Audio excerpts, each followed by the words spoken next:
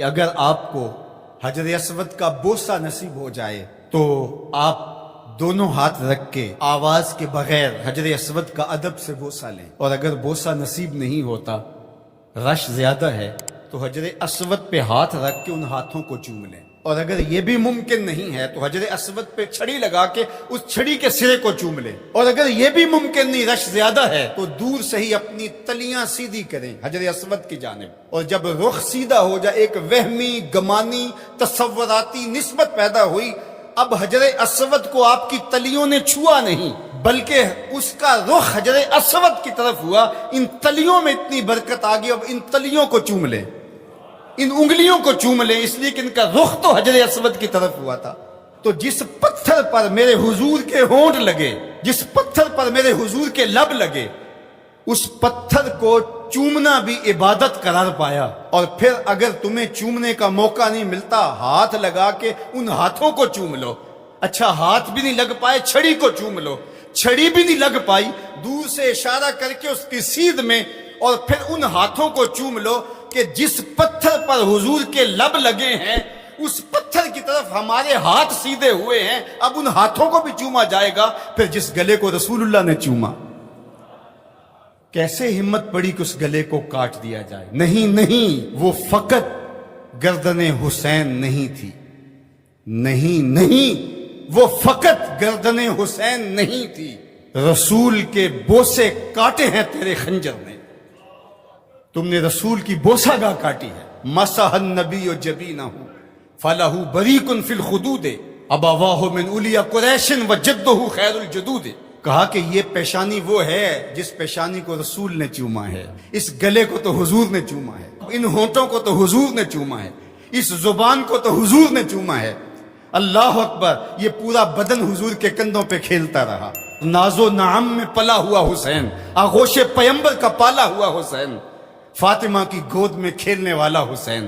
اللہ اکبر، آج آپ ریاض الجنہ میں جاتے ہیں تو پہلے ایپ ڈاؤن لوڈ کرنا پڑتی ہے، اور پھر وقت لینا پڑتا ہے، پھر لائن میں لگ کے آپ کو ریاض الجنہ میں آدھا گھنٹہ ٹھہرنے کا موقع ملتا ہے، لیکن حسین کے گھر کا دروازہ ریاض الجنہ میں کھلتا۔ جو کھیلنے کے لیے نکلے تو سامنے مسجد نبوی کا صحن ہے، کبھی پیغمبر کی گود ہے، کبھی زہرا سلام اللہ علیہا کی گود ہے، کبھی مولا کائنات کی گود ہے۔ یہ حسین ابن علی ہیں، حضور علیہ السلام گزرتے ہیں اور حضرت امام حسین رو رہے ہیں، تو آقا کریم نے فرمایا حسین کو چپ کرواؤ، اس کا رونا مجھے اذیت دیتا ہے۔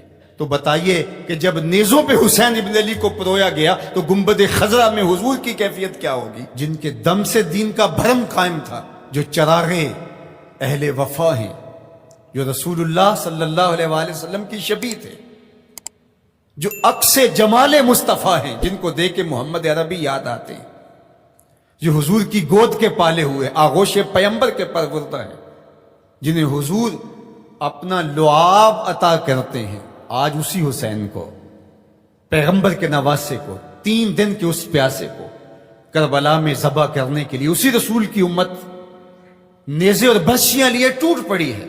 ایک نے نیزہ ماریا وچ سینے، دوجے تیراں دا می برسان لگ پے، وال کعبے دے سجدہ کرنے والے ہتھی آپ ہی کعبے نو ٹان لگ پے۔ بے مروت بے وفا تیرا بھی کیا افسانہ ہے، جس نے اپنی ہی شمع کو گل کیا تو وہ پروانہ ہے۔ حسین تو دین ہے، آپ دین کو ڈھا رہے ہیں۔ دین است حسین، دین پناہ است حسین، حسین منی وانا من حسین، حسین مجھ سے ہے اور میں حسین سے ہوں۔ نبی نے جس حسین کو کہا کہ وہ مجھ سے ہے، آج اسی حسین کو کربلا کے ریگزار میں ذبح کیا جا رہا ہے۔ ادھر سے تیر، ادھر سے تلواریں، ادھر سے نیزے، ادھر سے بالے، ادھر سے برچیاں، اور پیغمبر کا نواسا ان برچیوں والوں کے درمیان گھرا ہوا ہے۔